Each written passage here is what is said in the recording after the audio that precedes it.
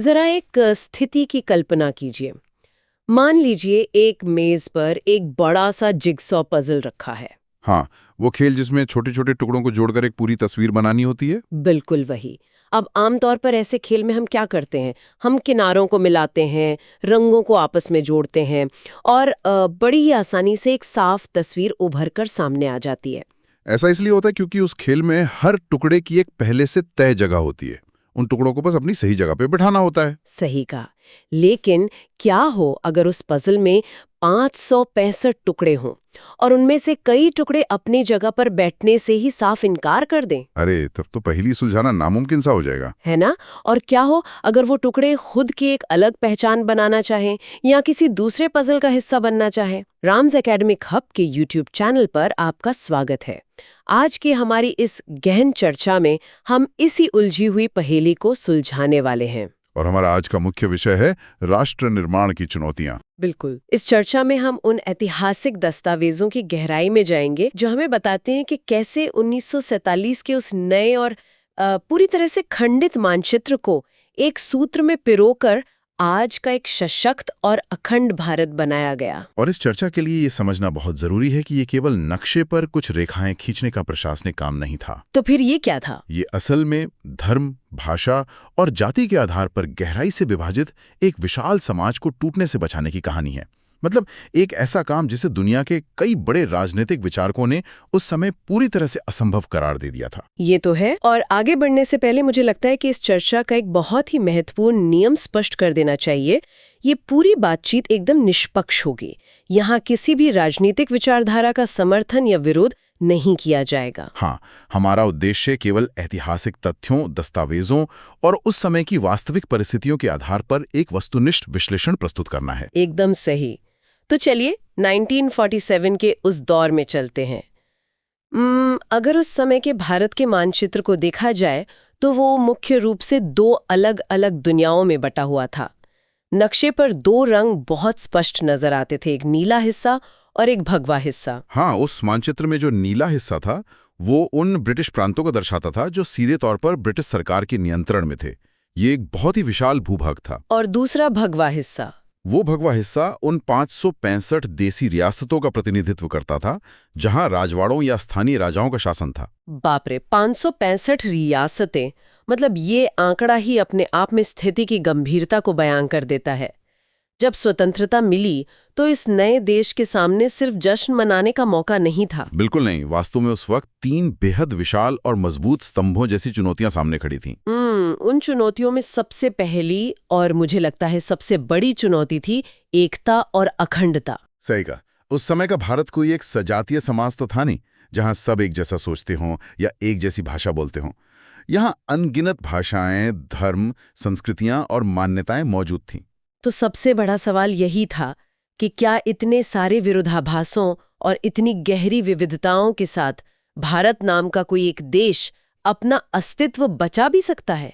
बिल्कुल। और मान लीजिए अगर किसी तरह देश को एक रख भी लिया जाए तो दूसरी बड़ी चुनौती सामने खड़ी थी लोकतंत्र की स्थापना, जो कि अपने आप में एक बहुत बड़ा पहाड़ था। एक ऐसी आबादी जो अधिकांश रूप से अशिक्षित थी, जिसने सदियों तक केवल राजाओं या विदेशी ताकतों का ही शासन देखा था, उसके लिए अचानक से एक लोकतांत्रिक ढांचा तैयार करना किसी चमत्कार से कम नहीं था। ये विश्व इतिहास का एक बहुत बड़ा राजनीतिक प्रयोग था। मतलब रातों रात करोड़ों लोगों के लिए मतदान सूची तैयार करनी थी। पूरे देश को भौगोलिक और जनसंख्या के आधार पर निर्वाचन क्षेत्रों में बांटना था। और सबसे मुश्किल काम तो ये रहा होगा कि एक अनपढ़ आबादी को ये कैसे समझाया जाए कि अब देश की शक्ति किसी राजा के पास नहीं बल्कि उनके अपने हाथों में है। एकदम सही। और इसके साथ ही तीसरी चुनौती थी विकास की। आजादी के समय देश की एक बहुत बड़ी आबादी भयानक गरीबी, भुखमरी और बेरोजगारी का सामना कर रही थी। कृषि और उद्योग दोनों की हालत खस्ता थी, है ना? हाँ, इसीलिए उस समय मिश्रित अर्थव्यवस्था यानी मिक्स्ड इकोनॉमी का मॉडल अपनाया गया। ये तय किया गया कि केवल सरकार या केवल निजी क्षेत्र इस विशाल गरीबी को अकेले दूर नहीं कर सकते। मतलब सार्वजनिक और निजी दोनों क्षेत्रों को साथ मिलकर देश को इस आर्थिक दलदल से बाहर निकालना होगा। बिल्कुल। इसका सीधा सा अर्थ ये निकलता है कि उस समय के राष्ट्र निर्माताओं को एक ही समय में देश को बिखरने से भी बचाना था, करोड़ों लोगों को वोट का अधिकार देकर लोकतंत्र भी स्थापित करना था और लोगों के पेट भरने का इंतजाम भी करना था। ये सोचकर ही रोंगटे खड़े हो जाते हैं। लेकिन चलिए हम वापस उस जिक्सॉ पजल की उपमा पर आते हैं। उन 565 रियासतों का असल में क्या हुआ? इतिहास का ये मोड़ बहुत ही पेचीदा है। जब अंग्रेज भारत से जा रहे थे तो उन्होंने जाते जाते इन रियासतों को 3 विकल्प दे दिए थे। कौन कौन से? पहला, वे चाहें तो भारत में विलय कर लें। दूसरा, चाहें तो पाकिस्तान का हिस्सा बन जाएं। और तीसरा, अगर वे चाहें तो एक स्वतंत्र देश के रूप में अपना अलग अस्तित्व बनाए रखें। स्वतंत्र रहने का विकल्प मतलब ये कि भारत के अंदर 565 नए छोटे छोटे देश बन सकते थे। अगर ऐसा होता तो भारत का नक्शा तो एक छलनी जैसा हो जाता। बिल्कुल। भू राजनीति की भाषा में इस खतरे को बल्कनाइजेशन कहा जाता है। इसका अर्थ है एक बड़े भौगोलिक क्षेत्र का छोटे छोटे और अक्सर एक दूसरे के विरोधी देशों में टूट जाना। भारत सरकार के लिए ये तो सबसे खौफनाक सपना रहा होगा। हाँ, उनका एकमात्र लक्ष्य एकता और अखंडता सुनिश्चित करना था। तो फिर इन पजल के टुकड़ों के खुरदरे किनारों को कैसे घिसा गया ताकि वे एक साथ फिट हो सकें? इसके लिए कूटनीति का एक बहुत ही लचीला और व्यावहारिक दृष्टिकोण अपनाया गया। सरकार ने रियासतों के राजाओं को प्रीवी पर्स की पेशकश की। प्रीवी पर्स मतलब मुआवजे जैसी कोई चीज? हाँ, ये कोई छोटी बात नहीं थी। इसका मतलब था कि राजाओं को अपनी सत्ता और जमीन भारत सरकार को सौंपने की एवज में एक तय पेंशन या भारी भरकम मुआवजा दिया जाएगा। अच्छा, और क्या उनकी शाही हैसियत का भी कुछ हुआ? बिल्कुल। उनके कुछ शाही विशेषाधिकार जैसे महल रखना या विशेष उपाधियां वो सुरक्षित रहेंगे। ये एक ऐसा समझौता था जिसने ज्यादातर रियासतों को बातचीत की मेज पर राजी कर लिया। लेकिन मुझे लगता है कि सारे टुकड़े इतनी आसानी से अपनी जगह पर नहीं बैठे होंगे। कुछ ने तो कड़ा विरोध किया होगा। हाँ, और यहीं पर इतिहास की परतें सबसे ज्यादा दिलचस्प हो जाती हैं। चलिए 2 बहुत ही अलग अलग तरह के मामलों पर नजर डालते हैं। पहला मामला है हैदराबाद का। इसे बहुत महत्वपूर्ण थी। इसका क्षेत्रफल यूरोप के कई देशों से भी बड़ा था और सबसे बड़ी बात यह थी कि हैदराबाद भारत के बिल्कुल बीचों बीच स्थित था। तो वहां समस्या क्या आई? वहां के नवाब, जिन्हें निजाम कहा जाता था, वो भारत में विलय के सख्त खिलाफ थे। वो हैदराबाद को दुनिया के नक्शे पर एक स्वतंत्र इस्लामी देश के रूप में देखना चाहते थे। तो जब निजाम ने इनकार कर दिया तो क्या भारत सरकार ने तुरंत सेना भेज दी? ऐसा तुरंत नहीं हुआ। नवंबर 1947 में निजाम और भारत सरकार के बीच एक यथास्थिति समझौता हुआ। यथास्थिति मतलब स्टेटस को? हाँ, इसका कूटनीतिक अर्थ ये था कि 1 साल तक चीजें जैसी हैं वैसी ही रहेंगी। कोई भी पक्ष जल्दबाजी में कोई कदम नहीं उठाएगा और इस बीच शांतिपूर्ण बातचीत चलती रहेगी। लेकिन दस्तावेज बताते हैं कि इसी यथास्थिति के दौरान हैदराबाद के अंदर जमीनी हालात तेजी से बिगड़ने लगे थे। वहां की बहुसंख्यक जनता जो कि हिंदू थी, वो भारत में विलय चाहती थी। बिल्कुल, और उन्होंने निजाम के दमनकारी शासन के खिलाफ आंदोलन शुरू कर दिया।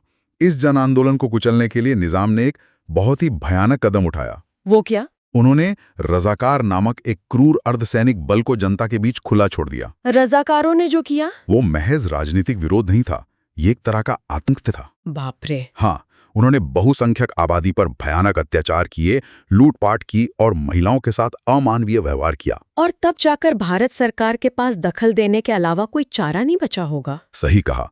जब मानवाधिकारों का हनन बर्दाश्त के बाहर हो गया और वहां की जनता की रक्षा का संकट खड़ा हो गया, तब सितंबर 1948 में भारत सरकार ने सैन्य कार्रवाई करने का फैसला किया, जिसे हम ऑपरेशन पोलो के नाम से जानते हैं। जी हाँ। भारतीय सेना के सामने निजाम की सेना ज्यादा दिन टिक नहीं सकी और कुछ ही दिनों में उन्होंने आत्मसमर्पण कर दिया। इसके बाद हैदराबाद का भारत में पूर्ण रूप से विलय हो गया। तो हैदराबाद के मामले में एक बात स्पष्ट है कि वहां सैन्य हस्तक्षेप का आधार जनता की इच्छा और उनकी सुरक्षा को बनाया गया। लेकिन अब अगर हम देश के दूसरे छोर यानी पूर्वोत्तर की ओर चलें तो मणिपुर का मामला सामने आता है। ये कहानी थोड़ी अलग लगती है। सच में मणिपुर का मामला राष्ट्र निर्माण की कूटनीतिक जटिलताओं को समझने के लिए सबसे महत्वपूर्ण उदाहरण है। स्वतंत्रता से कुछ ही समय पहले मणिपुर के महाराजा बोधचंद्र सिंह ने भारत सरकार के साथ विलय की संधि पर हस्ताक्षर किए थे। लेकिन मैंने पढ़ा है कि उस संधि में एक बहुत बड़ी शर्त जुड़ी हुई थी। बिल्कुल। शर्त ये थी कि विलय के बावजूद मणिपुर की आंतरिक स्वायत्तता बनी रहेगी, यानी वे अपने आंतरिक फैसले खुद लेंगे। इसके बाद जनता के भारी दबाव में आकर जून 1948 में मणिपुर में चुनाव कराए गए। और इन चुनावों के बाद मणिपुर आधिकारिक तौर पर एक संवैधानिक राजतंत्र बन गया, है ना? हाँ। और ये एक ऐतिहासिक तथ्य है कि सार्वभौमिक वयस्क मताधिकार, यानी हर वयस्क नागरिक को वोट देने का अधिकार, इसके आधार पर चुनाव कराने वाला मणिपुर भारत का पहला भाग था। और मुझे लगता है कि यहीं से कहानी में एक बहुत बड़ा मोड़ आता है। जब चुनाव हुए और एक नई विधानसभा चुनकर आई, तो उस नवनिर्वाचित विधानसभा का रुख एकदम स्पष्ट था। वे भारत में पूर्ण विलय के खिलाफ थे। वो अपनी स्वायत्तता किसी भी कीमत पर खोना नहीं चाहते थे। लेकिन दूसरी तरफ भारत सरकार के लिए मणिपुर एक अत्यंत संवेदनशील सीमांत राज्य था। मतलब बॉर्डर स्टेट होने की वजह से? हाँ, इसकी सामरिक और भौगोलिक स्थिति ऐसी थी कि इसे अलग छोड़ना राष्ट्रीय सुरक्षा के लिए एक बड़ा खतरा माना गया। इसलिए सरकार ने महाराजा बोधचंद्र सिंह पर भारी कूटनीतिक और राजनीतिक दबाव डालना शुरू कर दिया। एक मिनट, यहाँ मुझे एक बहुत बड़ा विरोधाभास नजर आ रहा है। इसे थोड़ा चुनौती देना जरूरी है। अच्छा, वो क्या? एक तरफ हैदराबाद है, जहाँ भारत सरकार ने सेना भेजी और दुनिया को ये तर्क दिया कि वहाँ की जनता भारत में मिलना चाहती थी, और एक लोकतांत्रिक देश होने के नाते हम जनता की इच्छा का सम्मान कर रहे हैं। दूसरी तरफ मणिपुर है, जहाँ बकायदा एक चुनी हुई विधानसभा मौजूद थी। वो विधानसभा पूर्ण विलय नहीं चाहती थी, फिर भी वहां जनता के प्रतिनिधियों की इच्छा को दरकिनार कर दिया गया और राजा पर दबाव डालकर समझौते पर हस्ताक्षर करवा लिए गए। क्या यह सीधे सीधे दोहरे मापदंड नहीं थे? ये एक बहुत ही तीखा और विचारणीय सवाल है। देखिए, जब कोई नया राष्ट्र बनता है तो अक्सर आदर्शवाद और कठोर यथार्थवाद के बीच एक भयंकर टकराव होता है। मतलब आइडियलिज्म और प्रैग्मेटिज्म के बीच? बिल्कुल। 1947-48 के दौर में भारत एक नवजात राष्ट्र था। सीमाएं पूरी तरह से अस्थिर थीं, पाकिस्तान के साथ युद्ध की स्थिति बन चुकी थी। ऐसे में दिल्ली में बैठे नेताओं के लिए एक राष्ट्र राज्य के रूप में भौगोलिक और सामरिक सुरक्षा सबसे पहली प्राथमिकता बन गई। मतलब ये कि लोकतंत्र और आदर्श अपनी जगह है, लेकिन देश के वजूद को बचाने के लिए जो व्यवहारिक लगा, जो प्रैक्टिकल लगा, वो ही किया गया। हाँ, कूटनीति हमेशा एक ही सिद्धांत पर नहीं चलती। हैदराबाद भौगोलिक रूप से देश के पेट में था। उसका एक अलग देश के रूप में अस्तित्व में रहना भारत को अंदर से खोखला कर देता। और मणिपुर?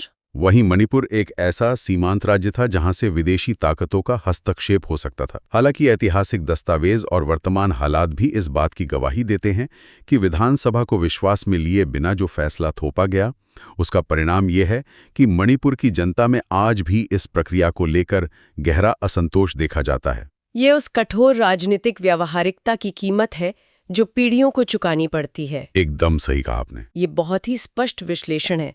अब जब हम सीमाओं की सुरक्षा और व्यावहारिकता की बात कर ही रहे हैं, तो चलिए 1947 की उस दोहरी चुनौती को समझते हैं जिसने सीमाओं के भीतर एक वैचारिक संकट पैदा कर दिया था।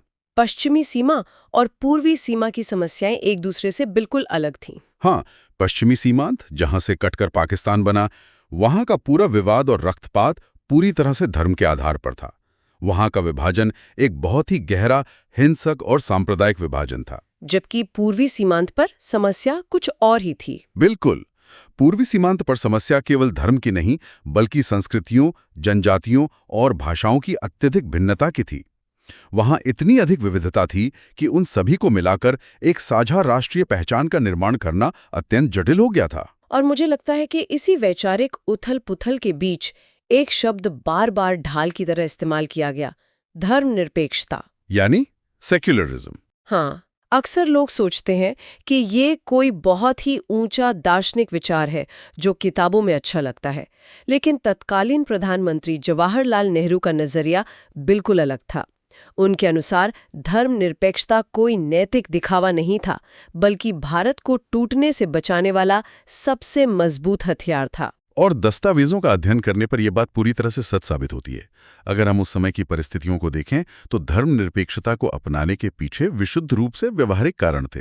वो व्यवहारिक कारण क्या थे? मुख्य रूप से 5 कारण थे। पहला, सबसे बड़ा डर ये था कि अगर धर्म के आधार पर पाकिस्तान बन गया है और उसके जवाब में भारत खुद को एक हिंदू राष्ट्र घोषित कर दे तो क्या होगा। तो ये एक बहुत ही खतरनाक श्रृंखला प्रक्रिया को जन्म देता। फिर कल को सिख समुदाय अपना अलग देश मांगता, ईसाई अपना अलग हिस्सा मांगते। बिल्कुल। बौद्ध और जैन धर्म के लोग भी यही सवाल उठाते कि अगर ये देश सिर्फ एक बहुसंख्यक धर्म का है तो हमारा यहाँ क्या स्थान है। एकदम सही। दूसरा कारण ये था कि पाकिस्तान बनने के बावजूद भारत के भीतर करोड़ों की संख्या में मुस्लिम आबादी मौजूद थी। अगर राज्य का अपना कोई धर्म हो जाता तो ये विशाल आबादी खुद को हमेशा के लिए बेगाना और असुरक्षित महसूस करती, जो किसी भी देश की आंतरिक सुरक्षा के लिए एक टाइम बॉम्ब की तरह होता। हाँ, और तीसरा कारण था देशी रियासतों का विलय, जिसके बारे में हमने अभी बात की। अच्छा, वहाँ धर्मनिरपेक्षता कैसे काम आई? कई देशी रियासतें ऐसी थी जहाँ की बहुसंख्यक आबादी हिंदू थी लेकिन राजा मुस्लिम थे, या आबादी मुस्लिम थी और राजा हिंदू थे। कश्मीर इसका एक बड़ा उदाहरण है। समझ रही हूँ। अगर भारत खुद को एक धार्मिक राज्य घोषित कर देता तो जो रियासतें मुस्लिम शासकों के अधीन थी वे भारत में जुड़ने के लिए कभी भी राजी नहीं होती। धर्मनिरपेक्षता के ढांचे ने उन्हें भारत से जुड़ने का एक सुरक्षित और तटस्थ आधार प्रदान किया। और चौथा कारण? चौथा कारण था उस समय का सांप्रदायिक तनाव। देश भर में भयानक दंगे हो रहे थे। उस नफरत की आग को बुझाने के लिए ये बहुत जरूरी था कि सरकार खुद को किसी एक धर्म के पक्ष में खड़ा न दिखाए। और अंततः पांचवां कारण वही होगा जो हमने शुरुआत में बात की थी, लोकतंत्र की स्थापना। बिल्कुल। एक मजबूत लोकतंत्र की नींव तब तक नहीं रखी जा सकती जब तक समाज के सभी वर्गों का सत्ता में विश्वास न हो। बहुसंख्यक आबादी के दम पर सत्ता तो हासिल की जा सकती है, लेकिन एक अखंड राष्ट्र का निर्माण नहीं किया जा सकता। तो अगर इन सब बातों को एक साथ रखकर देखा जाए तो क्या ये कहना गलत होगा कि उस समय के नेताओं ने धर्मनिरपेक्षता को किसी महान आदर्श की तरह नहीं बल्कि एक प्रैक्टिकल सर्वाइवल टूल के रूप में अपनाया था? ऐतिहासिक तथ्य इसी ओर इशारा करते हैं। नीतियां कभी भी शून्यता में नहीं बनती। उस समय की धर्मनिरपेक्षता, आदर्शवाद और गहरी राजनीतिक व्यावहारिकता का एक बहुत ही अचूक मिश्रण था। यह देश को एक साथ बांधे रखने का सबसे तार्किक उपाय था। चलिए, सीमाओं और धर्म के विभाजन को तो इस व्यवहारिक ढाल से किसी तरह संभाल लिया गया, लेकिन आंतरिक सीमाओं का क्या? ये एक ऐसा मुद्दा था जिसने एक अलग ही तरह की आग लगा दी। आप भाषाई राज्यों की मांग की बात कर रही हैं? हाँ, मैं इसे पेंडोला बॉक्स खोलना कहती हूँ। एक ऐसी स्थिति जहाँ एक समस्या को सुलझाने गए और अनजाने में 10 नई समस्याएं पैदा हो गई। राष्ट्र निर्माण के इस अध्याय की जड़ें आज़ादी से बहुत पहले जुड़ी हुई हैं। ये कहानी 1920 से शुरू होती है। उस समय स्वतंत्रता संग्राम पूरे चरम पर था और जनता का समर्थन जुटाने के लिए कांग्रेस पार्टी ने बाकायदा ये वादा किया था कि जब भारत आज़ाद होगा तो राज्यों का निर्माण वहां बोली जाने वाली भाषा के आधार पर किया जाएगा। ऐसा इसलिए क्योंकि अंग्रेजों ने तो अपनी प्रशासनिक सुविधा के हिसाब से मनमानी सीमाएं तय कर रखी थी, है ना? उन सीमाओं का स्थानीय संस्कृति या भाषा से कोई लेना देना नहीं था। ये सच है, लेकिन जब 1947 में देश आज़ाद हुआ तो हालात पूरी तरह से बदल चुके थे। देश ने धर्म के आधार पर हुए विभाजन का एक ऐसा खूनी मंजर देखा था जिसने सभी नेताओं को अंदर तक हिलाकर रख दिया था। और इसी डर की वजह से नीतियों में बदलाव आया होगा। प्रधानमंत्री नेहरू और अन्य शीर्ष नेताओं को अब ये डर सताने लगा था कि अगर अब भाषा के आधार पर देश को छोटे छोटे राज्यों में बांटा गया तो क्या पता कल को भाषा के नाम पर भी लोग अलग देश की मांग करने लगे। बिल्कुल, उन्हें लगा कि इससे राष्ट्रीय एकता खतरे में पड़ जाएगी। इसी डर के कारण सरकार ने अपने 1920 के वादे से पीछे हटने का फैसला किया और भाषाई राज्यों की मांग को ठंडे बस्ते में डाल दिया। लेकिन लोकतंत्र में जब आप जनता से किया वादा तोड़ते हैं तो उसकी एक भारी कीमत चुकानी पड़ती है। और उस वादे को टूटने का सबसे तीव्र विरोध दक्षिण भारत से आया। मद्रास प्रांत में एक बहुत बड़ा तेलुगु भाषा आंदोलन शुरू हो गया। तेलुगु बोलने वाले लोग अपने लिए एक अलग राज्य आंध्रा की मांग कर रहे थे। और ये आंदोलन तब पूरी तरह से बेकाबू हो गया जब एक प्रमुख गांधीवादी नेता पोट्टी श्रीरामुलु इस मांग को लेकर अनिश्चितकालीन भूख हड़ताल पर बैठ गए। पोट्टी श्रीरामुलु की वो भूख हड़ताल 56 दिनों तक चली। 56 दिन बिना खाए पिए रहना एक असाधारण बात थी। इस दौरान केंद्र सरकार टालमटोल करती रही और अंततः श्रीरामुलु का निधन हो गया। उनके निधन की खबर फैलते ही जो हुआ उसने तो दिल्ली की नींव हिला दी होगी। पूरे मद्रास प्रांत में भयानक हिंसा भड़क उठी। लाखों लोग सड़कों पर उतर आए, सरकारी संपत्तियों को जला दिया गया, रेल रोक दी गई और पुलिस फायरिंग में कई लोगों की जानें गईं। हालात इतने बेकाबू हो गए कि केंद्र सरकार के पास घुटने टेकने के अलावा कोई विकल्प नहीं बचा। भारी दबाव और हिंसा के बीच दिसंबर 1952 में मजबूरी में आकर सरकार को आंध्र प्रदेश के निर्माण की घोषणा करनी पड़ी, जो कि आजाद भारत का पहला भाषाई राज्य था। और जैसा कि मैंने पहले कहा था, यहीं से वो पेंडोरा बॉक्स खुल गया। देश के अन्य हिस्सों से भी जोरदार मांगे उठने लगीं। जैसे और कौन सी भाषाएं? कन्नड़ भाषी, मलयालम भाषी, मराठी और गुजराती भाषी क्षेत्रों में भी लोग सड़कों पर आ गए। उनका तर्क बहुत सीधा था, अगर तेलुगु बोलने वालों को अपना राज्य मिल सकता है तो हमें क्यों नहीं? तो सरकार ने इस नई और तेजी से फैलती आग को कैसे बुझाया? इस जटिल समस्या का एक स्थायी समाधान निकालने के लिए 1953 में केंद्र सरकार ने राज्य पुनर्गठन आयोग की स्थापना की। इस आयोग का काम ये अध्ययन करना था कि भारत में आंतरिक राज्यों की सीमाएं किस आधार पर खींची जानी चाहिए। और उस आयोग ने जो रिपोर्ट दी, उसने पहले के सारे डरों को खारिज कर दिया, है ना? हाँ, आयोग ने जमीनी हकीकत को गहराई से समझा और अपनी ऐतिहासिक रिपोर्ट में ये स्वीकार किया कि राज्यों की सीमाओं का निर्धारण वहां बोली जाने वाली भाषा के आधार पर ही होना चाहिए। उनका तर्क क्या था? उन्होंने ये तर्क दिया कि भाषा लोगों को बांटती नहीं है, बल्कि ये प्रशासन को जनता के और करीब लाती है। और फिर भारत सरकार ने इस रिपोर्ट को स्वीकार कर लिया। इसके परिणाम स्वरूप 1956 में राज्य पुनर्गठन अधिनियम पास हुआ। इस अधिनियम के तहत पूरे देश का नक्शा एक बार फिर से खींचा गया और 14 नए राज्य तथा 6 केंद्र शासित प्रदेश बनाए गए। यहाँ जो बात सबसे ज्यादा ध्यान देने वाली है वो ये है कि कैसे एक परिपक्व होते लोकतंत्र में जनता की भावनाओं और राष्ट्रीय एकता के बीच संतुलन स्थापित किया जाता है। बिल्कुल। पहले नेताओं को लगा कि भाषाई पहचान देश को तोड़ देगी, लेकिन बाद में उन्होंने ये महसूस किया कि अगर लोगों की स्थानीय और भाषाई पहचान का सम्मान किया जाए तो वे भारत राष्ट्र से और अधिक गहराई से जुड़ेंगे। दमन से बगावत होती है, लेकिन सम्मान से एकता बढ़ती है। क्या बात है! ये एक बहुत ही गहरा निष्कर्ष है। सम्मान ही एकता की कुंजी है। लेकिन सवाल ये है कि क्या 1956 में भारत का आंतरिक नक्शा बनना पूरा हो गया था? क्या हमारी वो जिगसॉ पजल पूरी तरह से सेट हो गई थी? बिल्कुल नहीं। मानचित्र का विकास कभी रुकने वाली प्रक्रिया नहीं है। ये एक निरंतर चलने वाली ऐतिहासिक प्रक्रिया है। अगर हम 1960 से लेके आज तक के सफर पर नजर डालें तो यह बात पूरी तरह से स्पष्ट हो जाती है। तो चलिए इस सफर के कुछ महत्वपूर्ण पड़ावों को देखते हैं। 1956 के बाद अगला बड़ा बदलाव 1960 में आया। हाँ, 1960 में विशाल बंबई प्रांत का विभाजन हुआ। वहां भी भाषा के आधार पर तीखा आंदोलन हुआ था, जिसके परिणाम स्वरूप गुजराती बोलने वालों के लिए गुजरात और मराठी बोलने वालों के लिए महाराष्ट्र का निर्माण हुआ। फिर 1966 में एक और बड़ा बदलाव देखा गया। 1966 में पंजाब का पुनर्गठन हुआ। हिंदी भाषी क्षेत्र को काटकर एक नया राज्य हरियाणा बनाया गया और जो पहाड़ी क्षेत्र थे उन्हें हिमाचल प्रदेश में मिला दिया गया, जिसे बाद में एक पूर्ण राज्य का दर्जा प्राप्त हुआ। और पूर्वोत्तर भारत में भी नक्शा लगातार बदलता रहा। 1972 में मेघालय, मणिपुर और त्रिपुरा को पूर्ण राज्य का दर्जा मिला। फिर 1987 में अरुणाचल प्रदेश और मिजोरम का उदय हुआ। लेकिन बाद में राज्यों के निर्माण का आधार केवल भाषा या संस्कृति नहीं रहा। तो फिर क्या आधार था?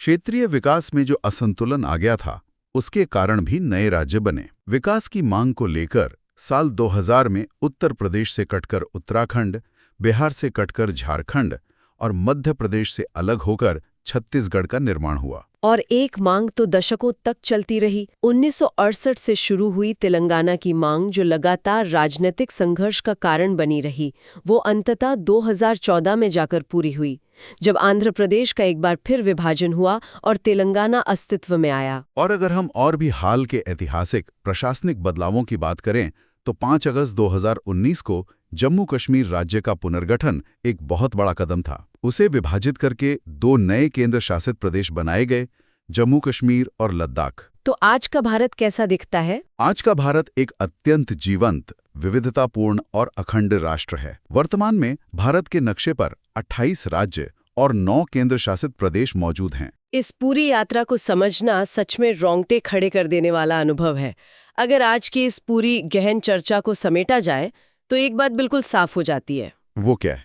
यही कि 1947 में जो देश दुनिया की नज़रों में महज एक भौगोलिक अभिव्यक्ति या खंडित रियासतों का एक अस्त-व्यस्त समूह लग रहा था, उसे एक मजबूत राष्ट्र बनाने के पीछे असाधारण कूटनीति और राजनीतिक इच्छा शक्ति थी। ये कोई साधारण उपलब्धि नहीं है। कूटनीति का बेहतरीन इस्तेमाल, परिस्थितियों के अनुसार लचीलापन और समय समय पर लिए गए वो कड़े फैसले, चाहे वो हैदराबाद में जनता की रक्षा के लिए की गई सैन्य कार्रवाई हो या फिर भारी विरोध के बाद भाषाई राज्यों की मांग को स्वीकार करना हो, इन सब ने भारत को बिखरने से बचाया है। बिल्कुल। राष्ट्र निर्माण कोई एक दिन की घटना या केवल एक संधि पर हस्ताक्षर करने का नाम नहीं है। 1947 के उस बिखरे हुए 565 टुकड़ों वाले मानचित्र से लेकर आज के सशक्त भारत तक की ये यात्रा असल में एकता, लोकतंत्र और समावेशी नीतियों की एक बहुत बड़ी विजय है। और इसी के साथ हम आज के इस गहन चर्चा के अंतिम पड़ाव पर आ गए हैं। लेकिन विदा लेने से पहले श्रोताओं के सोचने के लिए एक बहुत ही गहरा और विचारणीय सवाल छोड़ के जा रहे हैं। वो सवाल क्या है? आज हमने देखा कि कैसे उस जिक्सॉ पजल के टुकड़े 1947 से लेकर 2019 तक लगातार अपनी जगह बदलते रहे और नई शक्लें लेते रहे। अगर राष्ट्र निर्माण और आंतरिक सीमाओं का बदलना वाकई एक निरंतर चलने वाली प्रक्रिया है, तो क्या आने वाले 50 वर्षों में भारत का ये आंतरिक मानचित्र एक बार फिर किसी नए रूप में बदल सकता है? ये एक बहुत ही प्रासंगिक सवाल है। क्या भविष्य में वो बदलाव आर्थिक विकास की असमानता के कारण होगा? क्या जलवायु परिवर्तन के कारण संसाधनों का जो संकट पैदा हो रहा है वो नई भौगोलिक सीमाएं तय करेगा? या शायद तकनीक और डिजिटल दुनिया के आधार पर कोई बिल्कुल नई तरह की पहचान उभरेगी जो इस नक्शे को फिर से बदलने की मांग करेगी? ये एक ऐसा विचार है जिस पर हम सबको सोचना चाहिए। क्योंकि एक राष्ट्र की पहेली शायद कभी पूरी तरह खत्म नहीं होती, वो बस समय के साथ खुद को नए सिरे से परिभाषित करती रहती है। राम्स एकेडमिक हब के इस एपिसोड में हमारे साथ जुड़ने के लिए बहुत बहुत धन्यवाद।